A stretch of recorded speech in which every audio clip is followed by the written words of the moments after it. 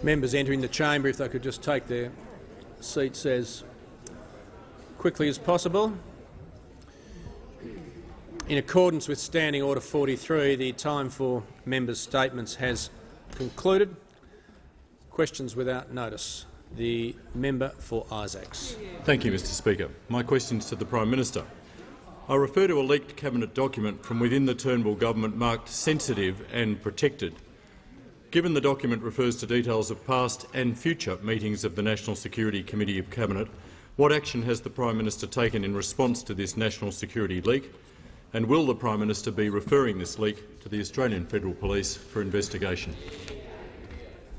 The Prime Minister. Mr Speaker. The document concerned is not a cabinet document. It was exchanged between bureaucrats, as my instructions from my officials. It was not a cabinet document as such, in the sense of being before. No, it was marked protected because it was dealing with matters that were to be submitted to cabinet, but was not in fact submitted to cabinet. I understand that the Secretary, Mr Pratt, is conducting an investigation. I can't advise the House whether he has called the Australian Federal Police in to do so, but he certainly should. The member for Durack. Thank you, Mr Speaker. My question is to the Prime Minister. Will the Prime Minister update the House on the government's achievements, including— Will the Prime Minister update the House on the government's achievements, including how our economic reform—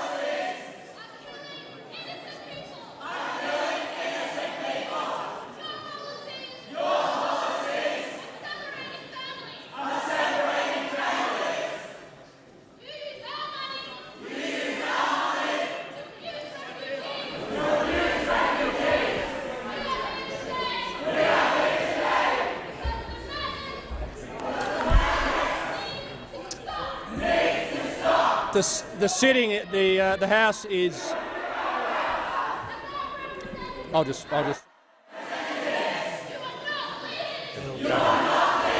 The sitting is suspended until the ringing of the bells.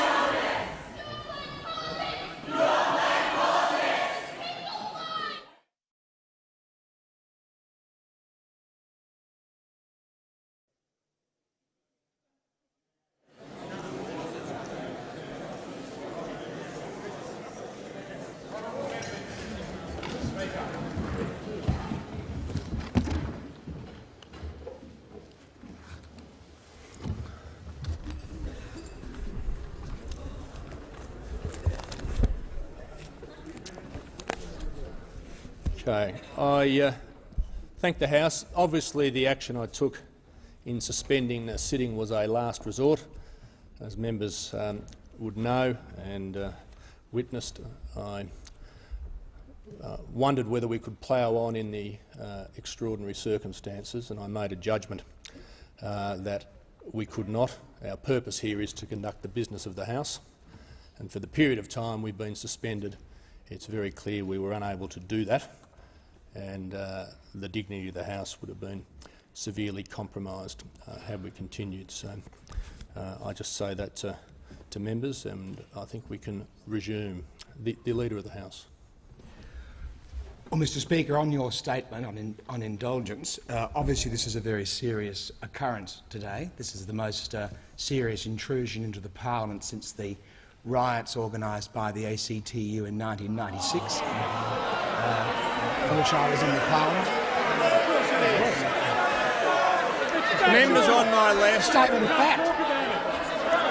Members on my left and right.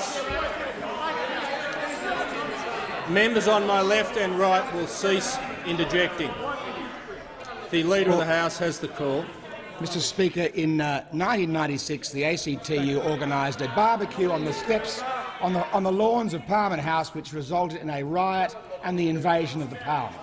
And those people who were in the Parliament would remember it very well. A drunken riot. This is the most serious intrusion in... Obviously the members of the ALP I don't think this is a serious matter, is that right? Members of the ALP think it's not a serious matter? The Leader of the House will proceed. Mr Speaker, well, I'd love to proceed without interruption, Mr Speaker. This is obviously a very serious matter, the intrusion of the Parliament and the shutting down of question time, which of course is a courtesy extended to the opposition, to the crossbenchers by the government. Mr Speaker, as the Speaker and as the person responsible for the House and the Chamber, I would request that you conduct a thorough investigation, because obviously if people are signed in from the public to the building, and in many cases to the Chamber, they are signed in by a Member of Parliament, in which case there may well be a trail of where the miscreants who disrupted the Parliament came from, and I think it would be important to determine that. And the government would also like to know, Mr Speaker, in terms of what action might well be taken in the future about this matter. And on behalf of the government, I would like to apologise to the rest of the members of the public who came to watch Canberra today, to watch the Parliament, and had your question time disrupted, to the schools who obviously came to learn about their democracy. That is not the way democracy should behave, and I'd ask you to conduct that investigation. I thank the. I'll just respond to the Leader of the House first, and then I'll get and call the Leader of the Opposition. I thank the Leader of the House. Of course, every aspect of today's occurrence will be investigated, and I'll report back to the House on the matter. I'm glad the Leader of the House has raised that. It was something I was going to say at the end of question time, but of course every aspect of that will be investigated. The Leader of the Opposition on indulgence, and then we'll move back to question time. Thank you, Mr Speaker. I think first and foremost I want to place on record our gratitude to our security staff and the people who handled those protesters. I just also briefly want to add, Mr Speaker, the reason why the Labor Party stayed in here today is because we will never give in to those who wish to shut this parliament down. No matter what the protest, no matter who tries it or what the issue they think it is, this is the exact opposite of democracy. We reward those who would seek to stop this parliament by operating, by walking away from them and giving in to them. The Prime Minister. Well, Mr Speaker, I wish to add to an answer. Yes, the Prime Minister. Mr Speaker, I'm advised that, in fact, shortly before question time, the Secretary of the Department of Social Services, Mr Finn Pratt, did refer the matter that the member for Isaacs asked me about to the Australian Federal Police and asked the Commissioner to accept the matter for investigation. Thank you. Point of order, the Manager of Opposition Business. Thanks, Mr Speaker. As I've indicated to the Prime Minister and to you, I just wanted to raise at this point to make sure that the scrutiny of question time is not affected in any way. I wanted to ask for an indication from the government as to what time they now intend to close question time. Oh, what a joke!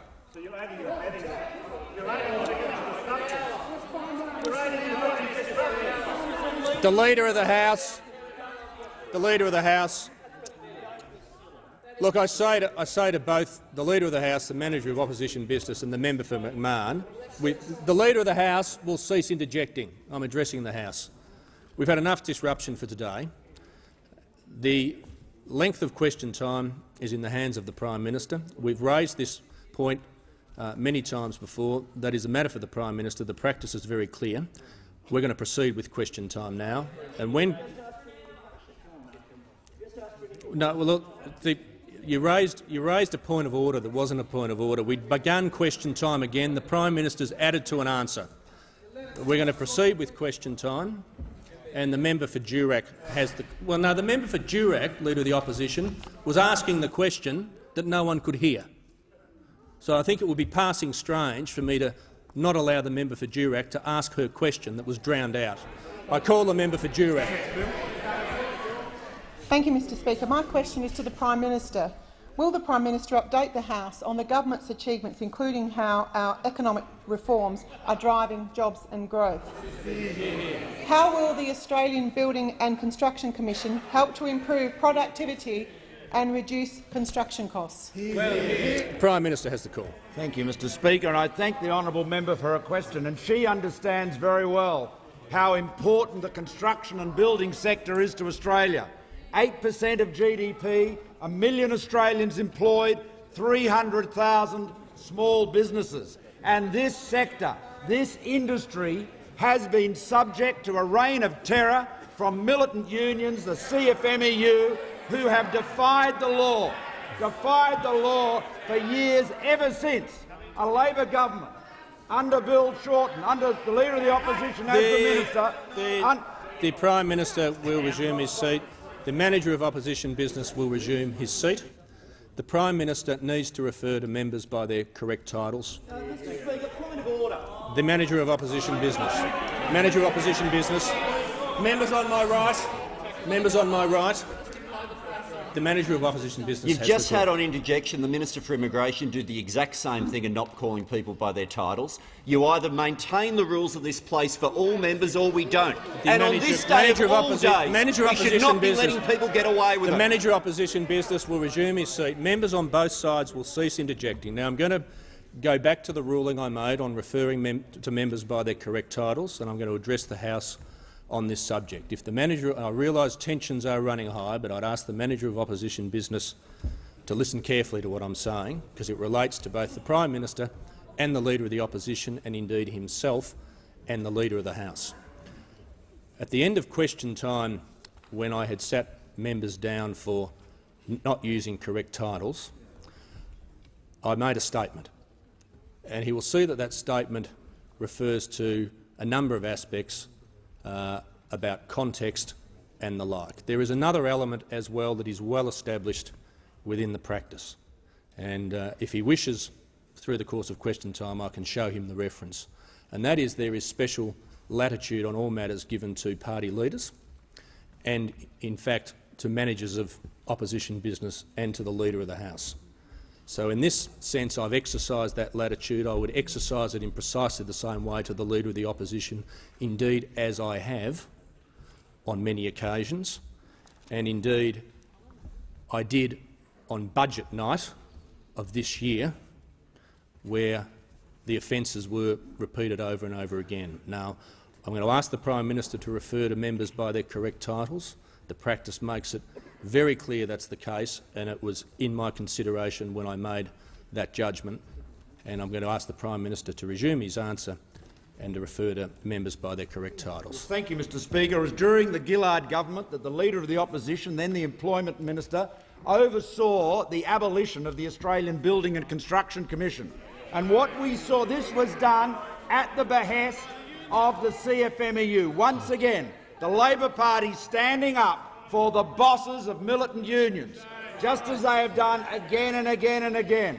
Render unto Caesar what is due to Caesar, and it is the absolute obedience of the Labor Party, delivering for Caesar Mellum and all the other Labor leaders who have misused and abused their authority as leaders of trade unions. We are restoring the rule of law to the building and construction sector. We took that pledge to the election, and the Senate has passed the legislation today, just as it passed the Registered Organisations Bill, just as it passed the legislation to protect the volunteers of the Country Fire Authority from a takeover by another militant union, just as the Senate agreed to abolish the remuneration tribunal that again the Leader of the Opposition set up, in that case to defend the interest of the Transport Workers Union to the disadvantage of tens of thousands of owner-drivers. We stand up for workers, we stand up for families, we stand up for the interest of Australians and Australian taxpayers who are entitled to have a construction sector that complies with the rule of law. Now, I want to thank the Senate leadership team, I want to thank the Minister, Senator Cash, and I particularly want to thank the crossbenchers who supported the legislation, because they had the courage to do what the Labor Party would not, which is to recognise that the rule of law must be extended across our nation. And just as we expect Australians here in this House to comply with the law, as we expect the law to apply in our streets, in our towns, in our schools, so it should apply in that sector of our economy which employs 1 million Australians. This is a great step forward for Australian families, for jobs and growth. The Leader of the Opposition. My question is to the Prime Minister. Ever since the government announced the 32.5% backpacker tax in the 2015 budget, it has been mired in complete and utter chaos. Given that the Senate has once again endorsed the sensible compromise of a 10.5% backpacker tax, when will the Prime Minister put policy above politics, take up Labor's offer to deliver this sensible compromise and just clean up this mess? The Prime Minister has the call. Oh, that's right. Thank you, Mr Speaker. The Leader of the Opposition, when he's not pretending to be a champion of the poor and oppressed, when he's not pretending to be a tribune of the people, claims to be standing up for Australian workers, denouncing the horror of foreigners coming to work in Australia, stealing Australian jobs. Oh, his patriotic heart beats so hard, Mr Speaker. But then when it comes to backpackers, all of whom are foreigners, he wants them to pay 10.5% tax. He wants them to pay lower tax than an Australian working in the field alongside them. He wants his message to Australians who want to go to work picking fruit. His message to them is, you're going to pay, Member has for his Sydney. way, a marginal rate of tax nearly twice as high as the foreigner from Korea or Taiwan or Norway or Sweden or Germany working next to him. That's his idea of fairness. The hypocrisy of this Leader of the Opposition knows no bounds. He has no regard for consistency. He has no regard for accuracy. He is only concerned with seizing one political opportunity after another.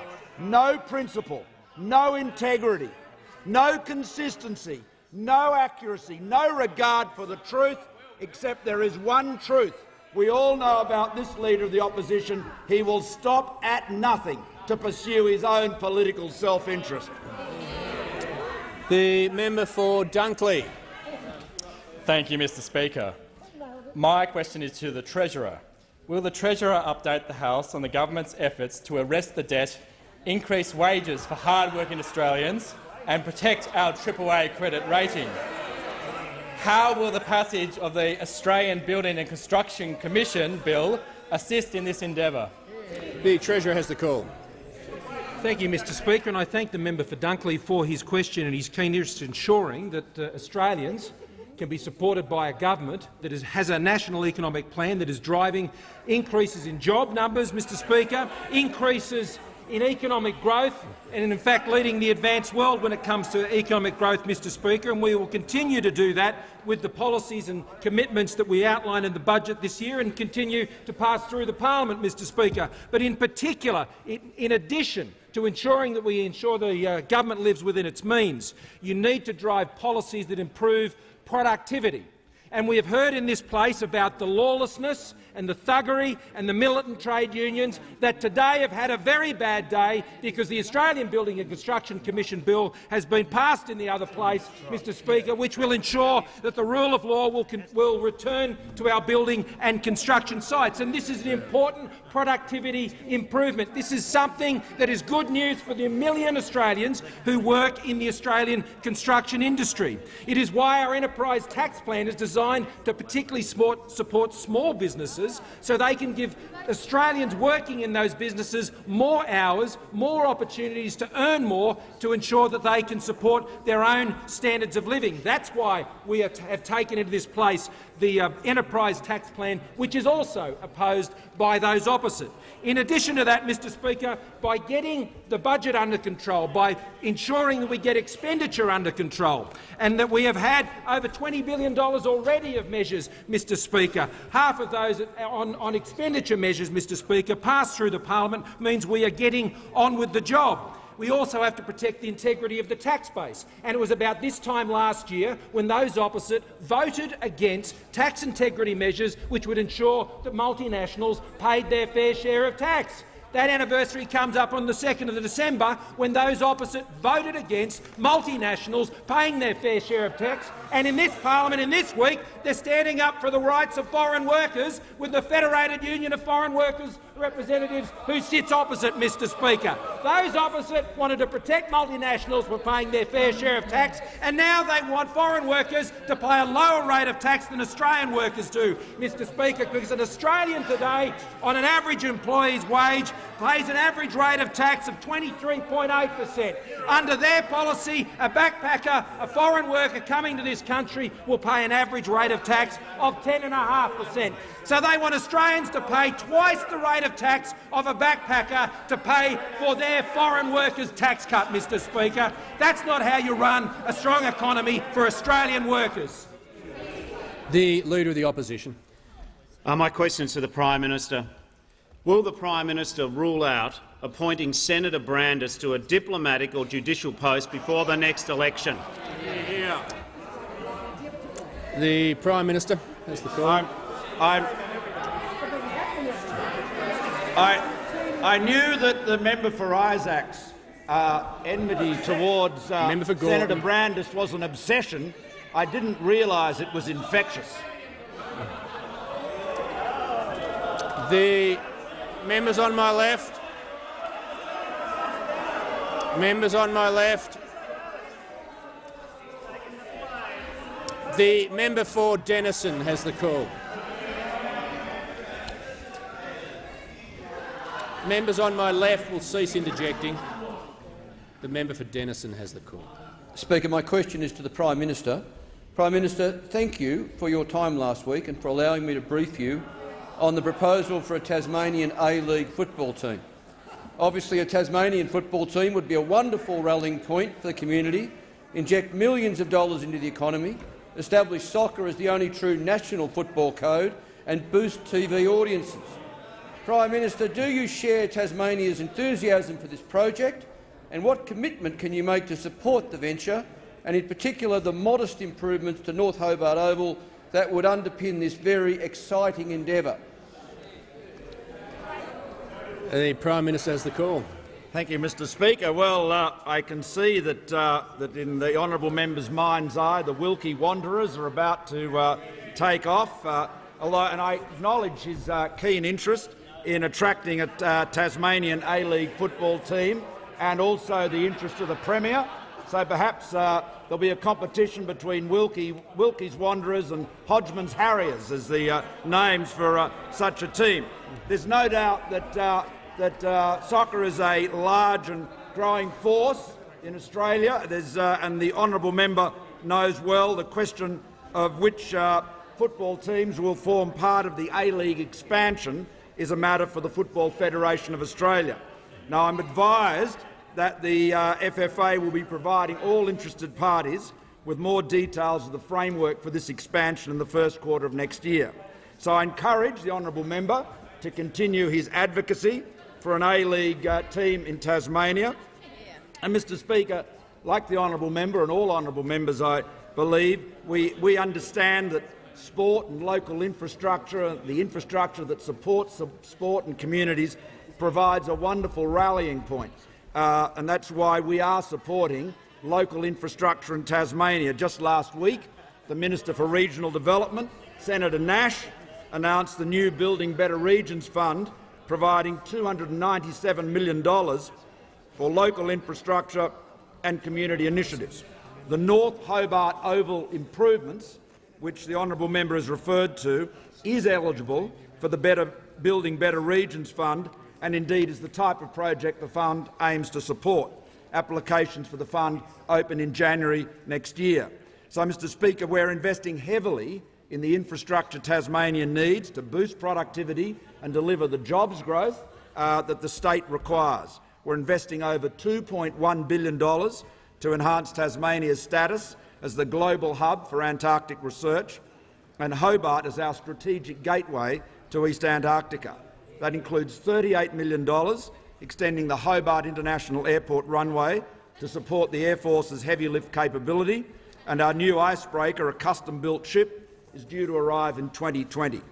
We've also made a number of other vital investments, $400 million towards the upgrade of the Midland Highway, generating more than 250 jobs, another $60 million for Tranche 2 irrigation projects managed by Tasmanian Irrigation, $60 million in freight rail revitalisation, $26 million to upgrade the Brooker Highway. And, Mr Speaker, as you know, as the honourable member knows, we're also contributing $150 million to relocate and expand the University of Tasmania's campuses in Burnie and Launceston. So we are supporting a strong and exciting economic future for all Tasmanians. Just before I call the member for Barara, I'd just like to inform the House we have present in the chamber this afternoon a delegation from Papua New Guinea, led by the Minister for Works and Implementation, the Honourable Francis Awisa. On behalf of the House, I extend a very warm welcome to you. The member for Barara. Thank you, Mr Speaker. My question is for the Minister for Defence Industry, representing the Minister for Employment. Will the Minister outline how the Australian Building and Construction Commission will help restore the rule of law on building sites across the country? The Minister for Defence Industry, representing the Minister for Employment. Well, thank you very much, Mr Speaker, and I thank the member for Barara for his question. And today is a red-letter day for the Turnbull government, for the Australian economy, for the Australian Parliament, because the Australian Building and Construction Commission, first created by the member for Warringah when he was the Minister for Employment many years ago, has now been brought back into existence by the member for Wentworth, and this is a very signature achievement on our part. The last time that the ABCC was in existence, the member for Barara might like to know, productivity in building and construction increased by 16.5%, and consumers saved $7.5 billion to their hip pocket because of the ABCC helping cleaning up building and construction sites. And the Minister for Employment, Senator Cash, deserves our absolute congratulations for the terrific job she has done in steering through the Senate a bill that's been defeated twice by the previous Senate in the previous Parliament, that many people said could not be achieved, that was the source of the double dissolution election, and this government steadfastly, sensibly, methodically got the bill through, along with the Registered Organisations Commission. And the Leader of the Opposition, on the other hand, never misses an opportunity to miss an opportunity, Mr Speaker. He missed the opportunity, a phrase that might well be known to the member for Barara. He missed the opportunity on the Registered Organisations Commission, where he could have been standing up for the workers rather than the union bosses, and now he's missed an opportunity to stand up to the CFMEU, to show that he's not a patsy of the CFMEU. And he's missed that opportunity because he has $11 million worth of reasons why he sticks to the CFMEU like glue. It is another example of the failure, the abject failure of leadership of the Leader of the Opposition, making him quite unfit to be Prime Minister of Australia. The member for Sydney. Thank you, Mr Speaker. My question is to the Prime Minister. During the 2013 election, the Liberals promised they were on a unity ticket with Labor on school funding. After that election, the Liberals cut $30 billion from schools. Given data released today shows that Australia's results in school science and maths have flatlined, doesn't this prove that this Liberal government should put an end to its chaos and finally properly fund Australian schools? The Minister for Immigration and Border Protection. Minister for Immigration and Border Protection will cease interjecting. The Prime Minister has the call. Yes, I thank the honourable member for a question. As the honourable member is aware, the government is delivering record levels of school funding, the highest levels of school funding of any federal government.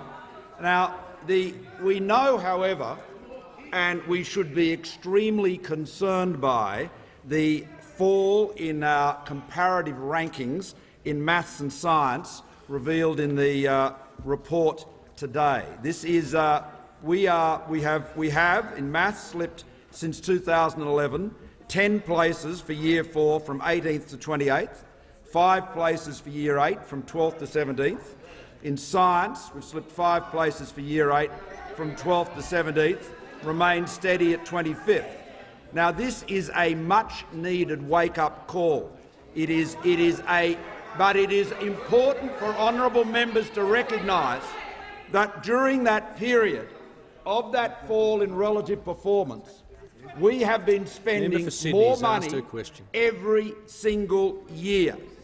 The reality is this, that we cannot keep on managing school education in the same way that we have in the past. We need to change the way the money is spent.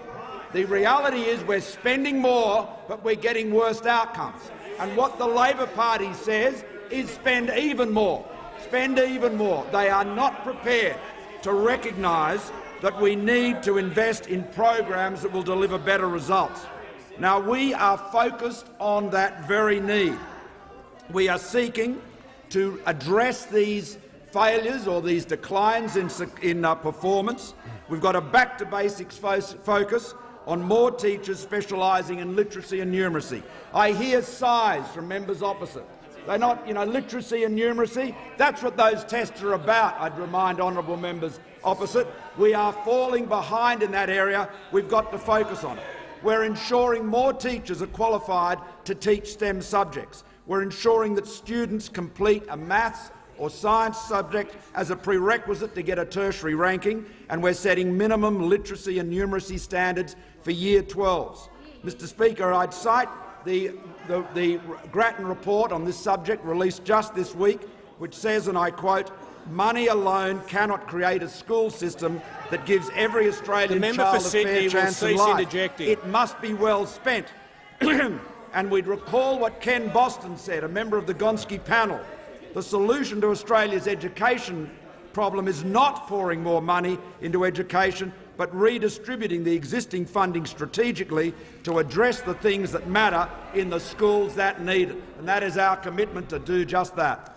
The member for Menzies. Thank you, Mr Speaker. My question is to the Minister for Industry, Innovation and Science. Will the minister update the House on how the Australian Building and Construction Commission will assist Australian industry, promote investment and deliver jobs for hard-working Australians? And how does this compare to alternative approaches that would hurt industry and jeopardise jobs? The Minister for Industry, Innovation and Science.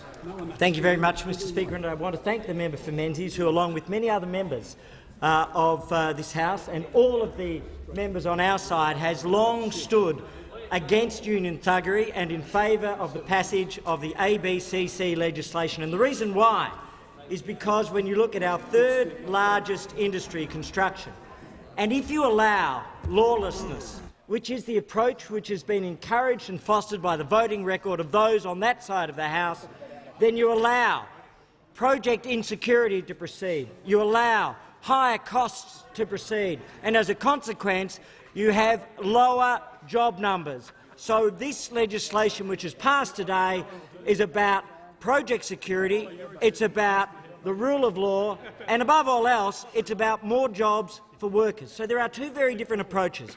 You can either support the rule of law and more jobs in the construction sector, or you can oppose it.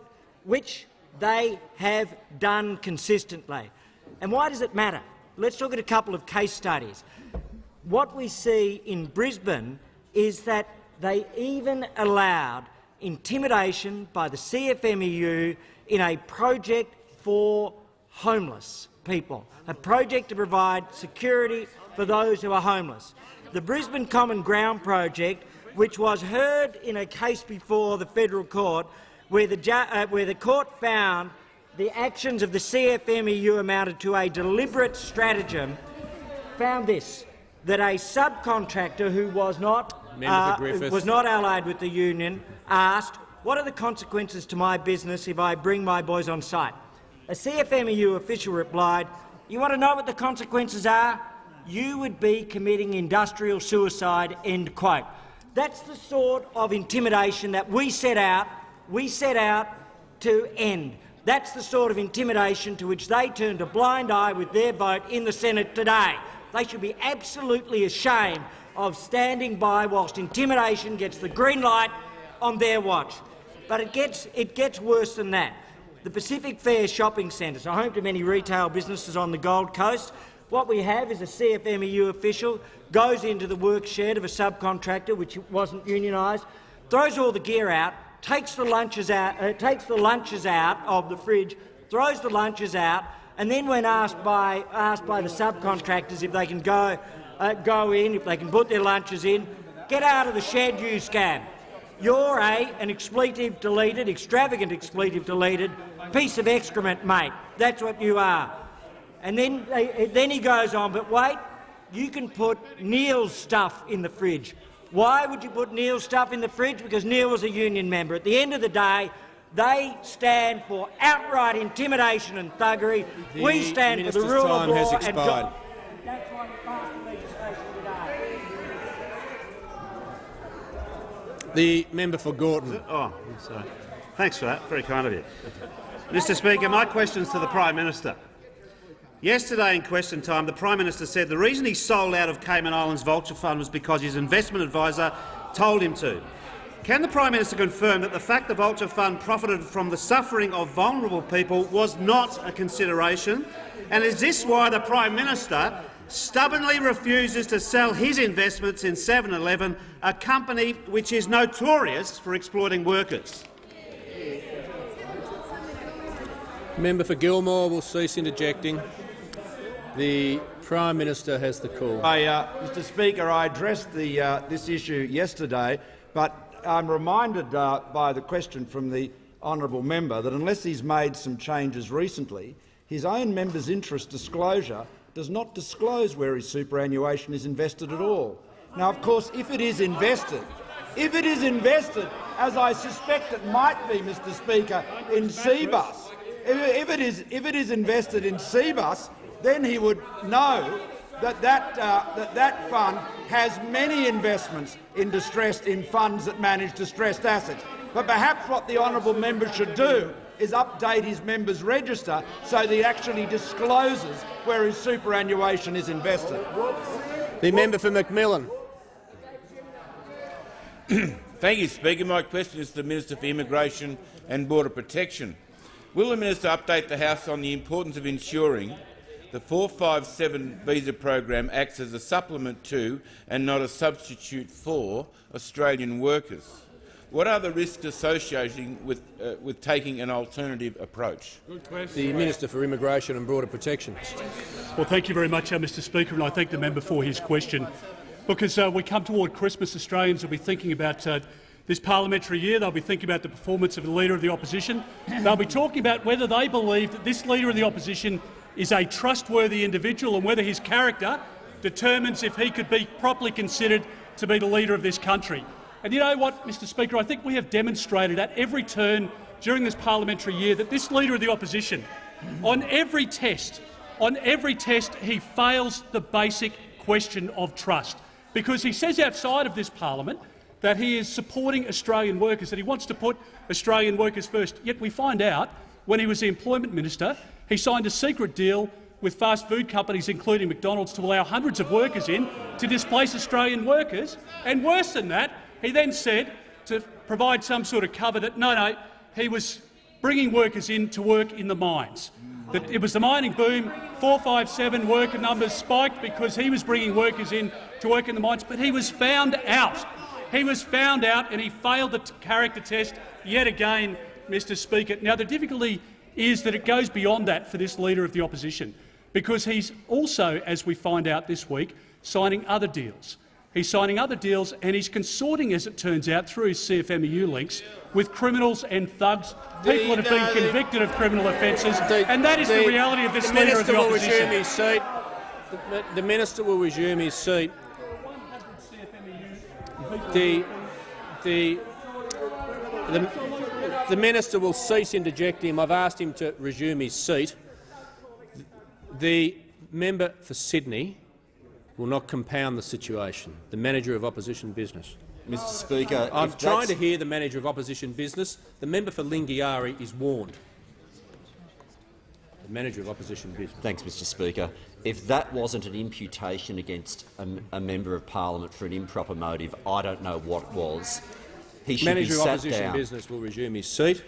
The Minister is reflecting on the Leader of the Opposition. The practice and the standing orders are very clear. It's not a question of what the Minister might think to be the case. Members cannot reflect on each other in this chamber and they cannot reflect on senators. The Minister will withdraw. Mr Speaker, I'm happy to withdraw. Let me go to the substantive part of this point. Now, there are 100 people within the CFMEU who have been hauled before royal commissions or have been scrutinised because of their illegal practices. That is the reality. Now, the CFMEU has donated $11 million to the Labor Party. $11 million. There are many people who sit behind this Leader of the Opposition who are affiliated very closely with the CFMEU, and there are many people who would call themselves a friend of this Leader of the Opposition who are very intricately involved in the senior levels of the CFMEU. I will let the Australian public make their own judgment about this Leader of the Opposition. But we have seen when it comes to 457 visas, when it comes to this Leader saying before the election that he would be on a unity ticket with this government in relation to border protection matters, you cannot take him at his word. There is nothing that this Leader of the Opposition says that he truly believes in, and he will say anything at all to the Australian people just to take this office, and he is not worthy on any test, Mr Speaker, to become Prime Minister of this country. The member for McEwen will withdraw. The Manager of Opposition Business has the call. Thanks, Mr Speaker. My question is to the Minister for Social Services. Will the Minister confirm that yesterday he wrote to me in his capacity as Minister for Social Services, stating that he would refuse to table certain documents asked about in question time, on the basis the WA government asserted legal privilege over those documents, even though the Minister was no longer a member of the WA government when he received them? The Minister has the call. Mr Speaker, I thank the member for his question. As a matter of background, and as was noted in the Attorney-General's statement, I spoke with the Attorney-General, the Honourable George Brandis, on 3 March 2016. And the terms of that conversation are very accurately described by the Attorney-General in his statement, where he notes that I relayed my own knowledge, my background knowledge of the West Australian Government's attempt to end the bell winding up. I also offered a view that a statutory scheme to bring the winding up to a swifter conclusion and with a better return to creditors was in principle a good thing. I did note to him in that conversation that I had not been involved in any discussions between Mr Hockey's office and West Australian ministers, and that I had not, at that time, the resources to form a view on the constitutional revenue aspects of the legislation. The reason I went to see Attorney-General George Brandis was because, as also noted in the Attorney-General's statement, on 2 March 2016, my office had received an email from the West Australian State Solicitor. That contained a summary briefing and slideshow of the history of the Bell matter, as well as copies of an exchange of letters between Dr Nahan and Mr Hockey. I did not pass those documents on to any of my federal colleagues or anyone outside my office. Rather, because the issue was outside my portfolio responsibilities, I considered that the best course was to inform Attorney-General Brandis, which I did on 3 March 2016.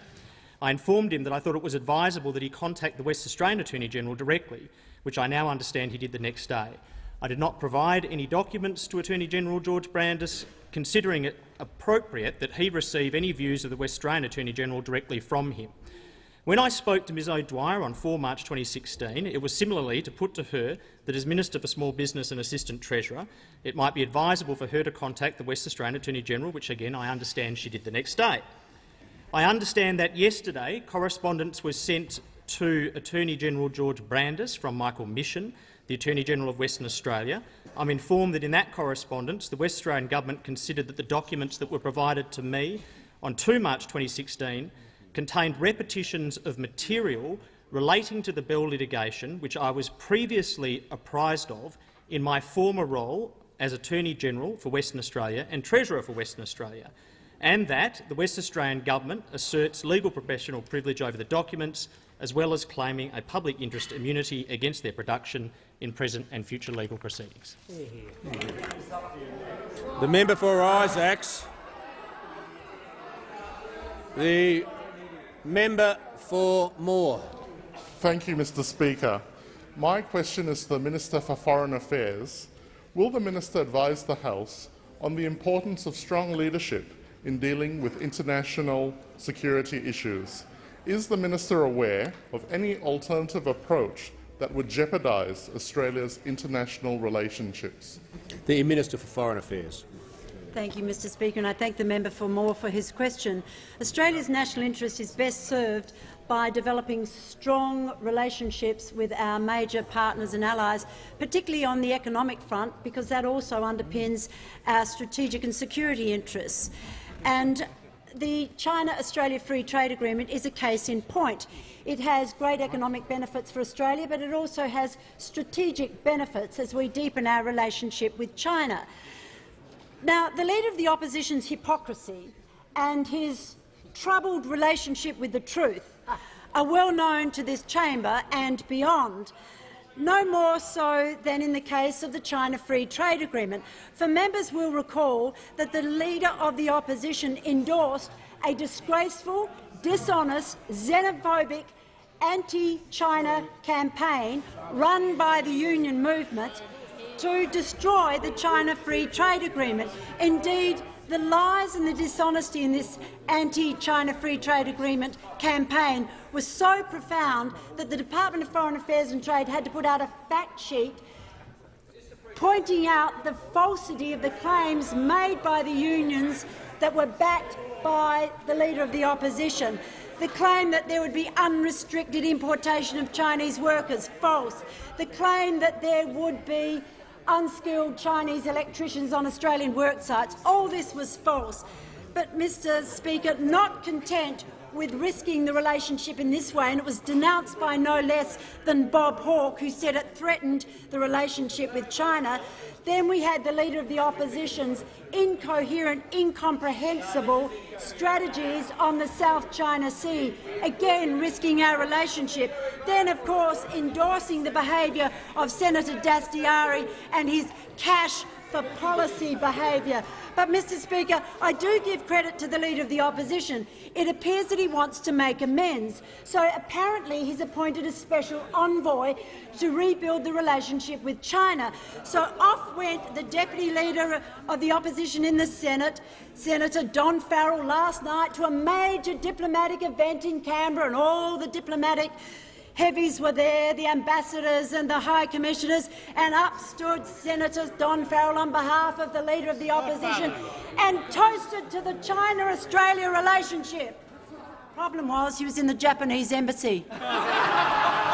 Problem was, it was an event to honour the Japanese Emperor's birthday. Now, Mr Speaker, that is called a major breach of protocol. Might I suggest that the Leader of the Opposition spend the Christmas holidays on a global apology tour?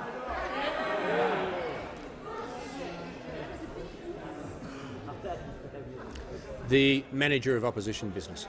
Thanks, Mr Speaker. My question's again to the Minister for Social Services. I refer to the Minister's previous answer. The WA Treasurer told his Parliament, and I quote, we contacted the then Assistant Minister to the Prime Minister, Honourable Christian Porter, who knows a lot about this issue. We put together the draft bill, we showed it to him and we showed it to the Commonwealth. We got a letter from the Commonwealth saying that it supported the action. We would not have proceeded without that support. Why does the WA government provide a different account to what the minister just provided? Can the minister now outline his entire involvement in the Bell Group matter, which is the subject matter of his letter? The Minister for Social Services. Thank the member for the question, Mr Speaker. And obviously I've noted comments that have been made publicly by the West Australian Treasurer, Mike Nahan. Obviously, when this matter became a matter of public note, I searched my own recollection and cross-referenced that with my diary. My absolute best recollection, which is supported by my recourse to my diary, is that there was a meeting with the West Australian Treasurer, Mike Nahan, on 5 February 2015. We discussed a range of issues, and I meet with Mike Nahan somewhat often. My recollection is that at that meeting he noted that the WA government was considering a legislative course to resolve the Bell litigation. 1 month later, on 18 March 2015, at this person's request, I met with Mr Rod Whittier here at Parliament House. He is the Managing Director of the Insurance Commission of WA. At that meeting, he provided me with an overview of the circumstances pursuant to which the WA government was considering a proposed legislative course to resolve the Bell litigation. And again, having cross-referenced my own memory with a search of my diary, my best recollection is that I did not receive any further information or have any further meetings specifically regarding the Bell legislation until the receipt of that email that in my previous question I've described on 2 March 2016. So 2 March 2016, my office received the email that I've described from the West Australian State Solicitor's Office, and those circumstances have been the subject of an accurate summary by the Attorney-General George Brandis and the subject of the response of my last answer. And I'll just note further that, as I indicated in my conversation with Senator Brandis on 3 March 2016, I had not been involved in any discussions with Mr Hockey's office and Western Australian ministers. The member for Jagga is now warned.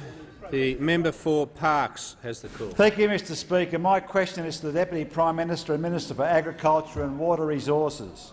Will the Deputy Prime Minister outline to the House what measures the government has taken to support the agricultural sector and hard-working regional Australians, and how does this compare to other approaches? The Deputy Prime Minister. Mr Speaker, I thank the honourable member for his question and note his long experience in the agricultural sector. We have done so much to support the agricultural sector, and that support is seen in the record turnaround we've had. Record cattle prices, record sheep prices, record pork prices. We've had record prices in sugar. We've made sure that we've opened up 3 new free trade agreements. We have 9 new live animal destinations. We have record numbers and record value of live cattle going overseas. And we also, on the back of this, support it with infrastructure, real infrastructure, $2.5 billion worth of dams infrastructure that we're now promoting and moving forward. Or telecommunications, where we put 499 funds for 499 mobile phone towers and a further 125 which were promised during the election. We've also put money on the table for the inland rail, something that just never ever got anywhere under the previous administration. Never happened anywhere under the previous administration. And now we've made sure that with our investment into the balance sheet of the ARTC, that this major piece of nation-building infrastructure is constructed so as to build a corridor of commerce through regional Victoria, through regional New South Wales, through regional Queensland. We've put money on the table and have started the process of the South West Loddon Pipeline, the McAllister Irrigation District upgrade, Dungowan Dam for $75 million to further expand that. Rookwood Weir, $130 million we put on the table for that, and we saw the completion of Chaffey Dam on time and on budget after getting the approvals through and putting further money on the table for that as well. We have started the $1.6 billion upgrade, of the Toowoomba Range crossing, and we've launched the Skymaster satellite, which is connecting 2,000 remote regional customers a week. And you asked if there's any alternate policies. Well, we have one that reflects the approach of the Australian Labor Party, and of course that is the backpackers tax. That is the backpackers tax, where we have seen that what they intend to do to the agricultural sector and the agricultural workforce is what they did, the same as what they did to the live cattle trade, to completely destroy it, Even though there was when a reasonable negotiation was made from the member for Lilly, the former Treasurer's position of 32.5%, we went about putting money on the table so we had a period of time so that we could negotiate a proper outcome. But who destroys that? Who has only venom in their heart for regional Australia? Who has nothing but a wrecker? Who can't you trust? Well, the member for Maribyrnong cannot be trusted. The member for Maribyrnong cannot be trusted to look after regional people. And that's the only time he's let the member for Hunter off the leash. He lets the member for Hunter off the leash, and it's complete and utter devastation for regional Australia. The Manager of Opposition Business. Thanks, Mr Speaker. My question is to the Minister for Foreign Affairs. I refer to ongoing concerns about asbestos entering the Australian construction industry through illegal imports. Has the minister had any discussions with her international counterparts about a treaty to combat the trafficking of asbestos? And if so, has the minister taken any advice from her department about how to manage any conflicts of interest, noting her well-established advocacy for asbestos companies over the years? The Minister for Industry, Innovation and Science. I am actually very happy to take this, given that I lived opposite those folk whilst they put the Pink Bats program into action, whilst they sat silent whilst 4 young men lost their lives and did nothing, whilst they sat on their hands, and whilst we had inferior goods coming in from China. And so their history on this matter is a history of shame, of inaction and of disgrace. By contrast, when we heard about this, we immediately sought advice, we immediately sought action, and Member for Isaacs you are the last person. You are the last person from your role in the home insulation program to show any form of piety, any sort of concern after the practised inaction and serious look what real things happen on your watch. The Minister will resume his seat. The Manager of Opposition Business on a point of order. Mr Speaker, on direct relevance, I can understand them not wanting to talk about the conflicts of interest on asbestos for the Minister for Foreign Affairs, but that was the question. The Minister for Industry, Innovation and Science has concluded his answer. The Leader of the House. Mr Speaker, that is a disgraceful slur by the Manager of Opposition Business, and he should withdraw it. I didn't hear the Manager. Yes. Whether it was said at the dispatch box, the Leader of the House would appreciate that even when things are said at the dispatch box, if there's loud interjections on both sides, and this is not a critical point I make of the Minister for Industry, Innovation and Science, but he was responding to some interjections as well. If the Manager of Opposition Business has said something unparliamentary in the interests of the House, I'd ask him to withdraw. No, I don't think the Leader of the House was referring to the question. He was referring to something you said as you finished your point of order. The Manager of Opposition Business. Mr Speaker, No, members on my right, if they wish me to deal with this, they'll cease interjecting, otherwise we'll just have to move on. I refers to the question being about conflicts of interest, Okay, which it was. The Manager of Opposition Business will resume his seat. We'll need to move on to the next question. Of course, it's open to any member, if they claim to have been misrepresented in any way, to seek the call at the end of question time or to use other forms of the House. I'm waiting for the next question. The member for Gilmore. Thank you, Mr Speaker. My question is to the Minister for Veterans Affairs. Will the minister update the House on the measures the government is implementing to improve the mental health of our Australian Defence Force members and veterans? The Minister for Veterans Affairs. Thanks, Mr Speaker, and can I thank the member for Gilmore for her question and note her ongoing concern for the welfare and well-being of the veterans in her electorate. Mr Speaker, today the government released the preliminary findings of the Australian Institute of Health and Welfare's study estimation of incidents of suicide in ex-serving Australian Defence Force personnel.